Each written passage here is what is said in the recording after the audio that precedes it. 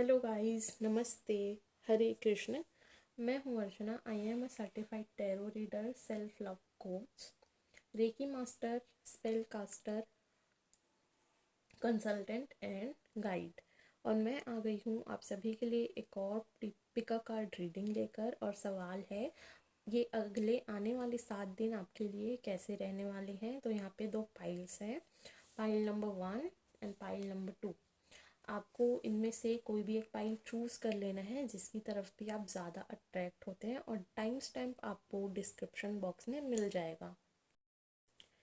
Hello pile number 1। तो जिन्होंने भी पाइल 1 चूज़ किया है, देख लेते हैं आपके लिए क्या कार्ड्स आए हैं।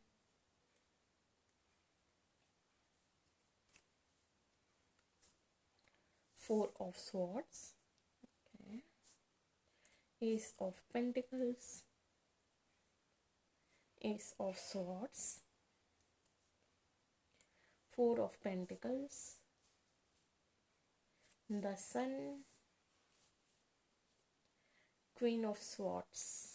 ओके, सो पाइल 1, आप इस टाइम पे काफ़ी ज़्यादा डिस्टर्ब लग रहे हैं मुझे, या हो सकता है कि ये जो अगले 7 दिन रहने वाले हैं, स्टार्टिंग के कुछ दिनों में आप काफ़ी ज़्यादा ऐसे एनर्जी में रहो जहाँ पे आपको बस आराम करना है, रेस्ट करना है। आप काफ़ी ज़्यादा थक चुके हो, तो अब आपको आराम करना है। अपने आप को वापस उस पावर में लाने के लिए, वापस अपनी एनर्जीज़ को लाने के लिए आपको आराम करने की ज़रूरत है। आप ऐसी एनर्जीज़ में रह सकते हो, ठीक है। काफ़ी ज़्यादा न्यू बिगनिंग्स नज़र आ रही है। अगर अभी चीज़ें क्लियर नहीं हैं तो क्लैरिटी आती हुई नज़र आ रही है सिचुएशन में। डेफिनेटली अभी क्लैरिटी नहीं हो सकती है, क्योंकि आप ऐसी सिचुएशन में फंसे हुए लग रहे हैं जहाँ पे आप बहुत ज़्यादा अपने आप को थका हुआ महसूस कर रहे हैं। तो उन सारी चीज़ों में क्लैरिटी आ रही है, न्यू बिगनिंग्स आ रहे हैं। हो सकता है आपको कुछ अपॉर्चुनिटीज़ आए, कोई ऑफ़र आए आपके करियर में, जहाँ से आपको एक डायरेक्शन मिल जाए कि अब हाँ, मुझे इस रास्ते पे चल के सक्सेस मिलेगी, मुझे इसी पे काम करना है। एंड डेफिनेटली आपको उस अपॉर्चुनिटी का फ़ायदा उठाना चाहिए। आपको जो अपॉर्चुनिटी आए उसे ग्रैब ज़रूर कीजिएगा, क्योंकि वहाँ से आपको फाइनेंशियल गेन बहुत ज़्यादा होता हुआ नज़र आ रहा है। चीज़ें ठीक होती हुई नज़र आ रही हैं। जैसे ही आप उस अपॉर्चुनिटी को लेंगे, सारी चीज़ें ठीक होनी शुरू हो जाएंगी। अगर आप काफ़ी ज़्यादा ओवर थिंक कर रहे हैं तो आपको चीज़ों में क्लैरिटी मिलने वाली है, क्योंकि यहाँ पे एस ऑफ स्वॉर्ड्स का कार्ड है। चीज़ें क्लियर होती हुई नज़र आ रही हैं, क्लैरिटी आती हुई नज़र आ रही है। अगर आप फाइनेंशियल सिचुएशन में काफ़ी ज़्यादा स्टक थे, अगर आप मनी सेव नहीं कर पा रहे थे, आप पैसे बचा नहीं पा रहे थे, कहीं इन्वेस्ट नहीं करने के लिए भी अगर आप सोच रहे थे तो कर नहीं पा रहे थे, भी खुद पे भी, और खुद पे काम कीजिए। बस भरोसा कीजिए और आगे बढ़ते जाइए। अब आपका जो भी गोल है उसकी तरफ मेहनत करते जाइए। तो ये थी आपकी रीडिंग। आई होप आपको ये रीडिंग अच्छी लगी हो, आपसे रेजोनेट किया हो। कमेंट बॉक्स में मुझे ज़रूर बताएं कि कैसे रेजोनेट हुआ। वीडियो अच्छी लगी हो तो प्लीज़ वीडियो को लाइक कीजिए, शेयर कीजिए, चैनल को सब्सक्राइब कीजिए। Hello pile number 2। तो जिन्होंने भी पाइल 2 चूज़ किया है, देख लेते हैं आपके लिए क्या कार्ड्स आए हैं। ये अगले आने वाले 7 दिन आपके लिए कैसे रहने वाले हैं। 7 of swords, 2 of wands, S of wands, okay, death का इस ट्रांसफॉर्मेशन आ रहा है आपकी लाइफ में, the world, page of swords.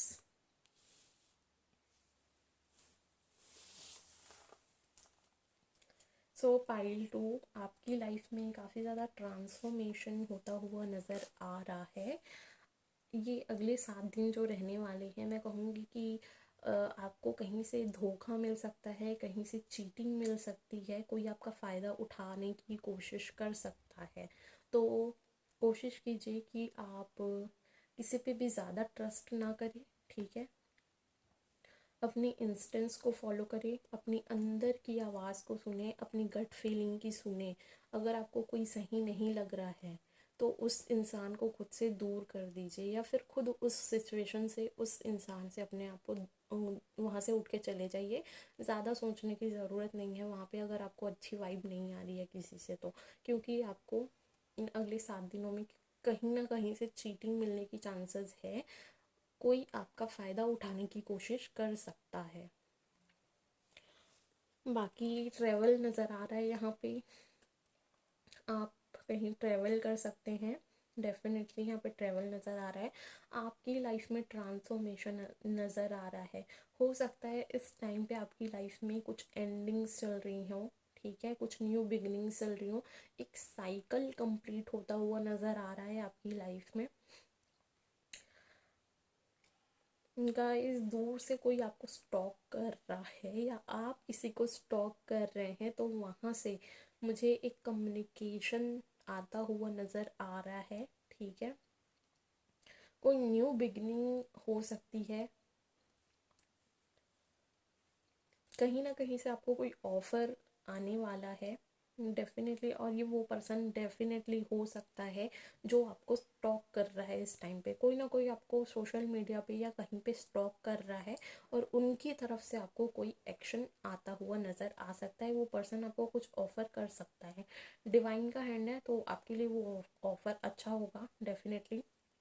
उस चीज़ के बारे में सोचना ज़रूर। बाकी काफ़ी सारे लोगों के लिए ट्रैवलिंग हो सकता है।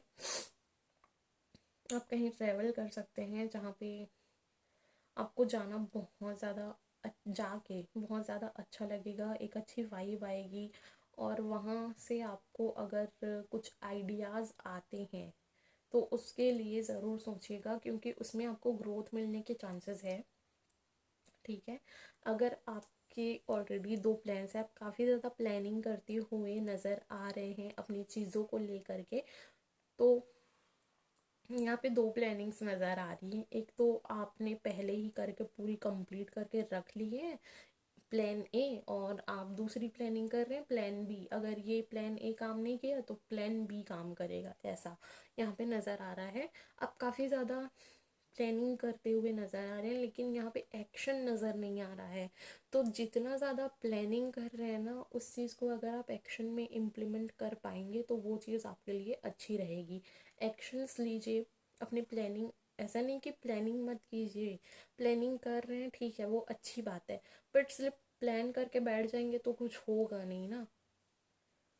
तो अपनी प्लानिंग को अपने एक्शंस में लेके आइए, एक्शन लीजिए।